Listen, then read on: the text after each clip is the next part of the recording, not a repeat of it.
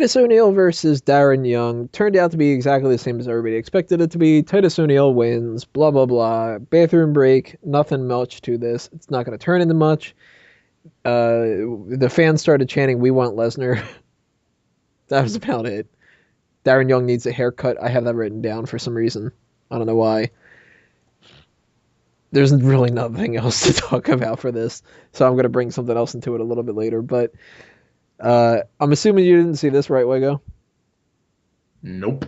Some black on black crime, as Rampage Jackson would say. And Peyton, what did you think about the match?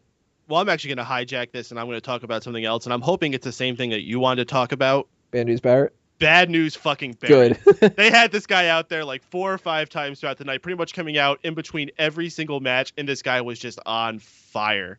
I think the best thing that happened is he had this raising platform, and at one point he brought it down. He says, "I came down to your level so I could talk to you about Daniel Bryan," or whatever it was, something like that. And then wasn't able to get back up, and he just kept making fun of it the whole time. He's like, "These dumb engineers here in Minneapolis could not fix my lift." He really was like on point. He ended up being one of the highlights of the night, I think. This was Bad News Barrett at his absolute best so far. And I've always said I've enjoyed this character. I do think he has had a lot of off nights. I don't disagree with that. But I'm glad they're sticking with it and they're keeping it going. Although, unfortunately, I don't think we saw him on Raw. And if we did, it was very short. It wasn't as much exposure as he got at Elimination Chamber. I don't know what his plans for WrestleMania are going to be. Probably just a backstage segment. But hopefully he is going to be a focus throughout the rest of this year.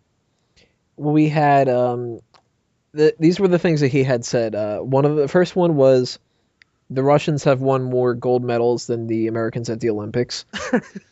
Then he said, "I've got some bad news for you. Daniel Bryan will not win the WWE Championship tonight, and the fans will turn on him, and the Yes Movement will cease to exist." Obviously, trying to play into the fans' cheers later on. Then that was the Hulk Hogan returns, never going to match up to the skills of Bad News Barrett. A little bit later on, I think he came out one more time with the Divas match.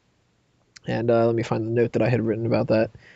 That was his big, long, elongated speech about how the WWE Network is going to make people lose their jobs because they're going to spend too much time watching old stuff that they're going to lose their jobs, and then their houses are going to be filled with garbage, and then the government's going to take the houses away and condemn them, and then everybody's going to be turning out to homeless people.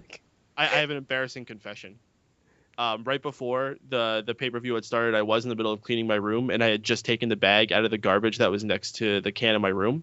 And I tied it up, and I just put it down for a second because I wasn't going outside anytime soon. I'd bring it with me when I was. And then I'm sitting there watching the show, and he says that, and I look to the right of me, and I see that bag sitting there. I'm like, fuck. and I had, yeah. So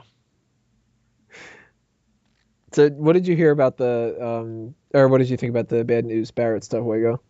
Obviously, I know that you weren't watching it when that was happening and all that, but cool idea. I've always been a fan of Bad News Barrett. He has some off nights, as Peyton said, but when he's on point, he's really on point. So maybe he's found his stride, and we'll see more of it on Raw, and it'll be good. But I'm not gonna hold my breath. And just the same as we could not care less about some of the other stuff that had gone on in the pre-show and all that, that is our review of the Titus O'Neil and Darren Young match. We are going to move to one of the ones that actually did matter, and the best match of the night, I should say, The Shield versus the Wyatt family.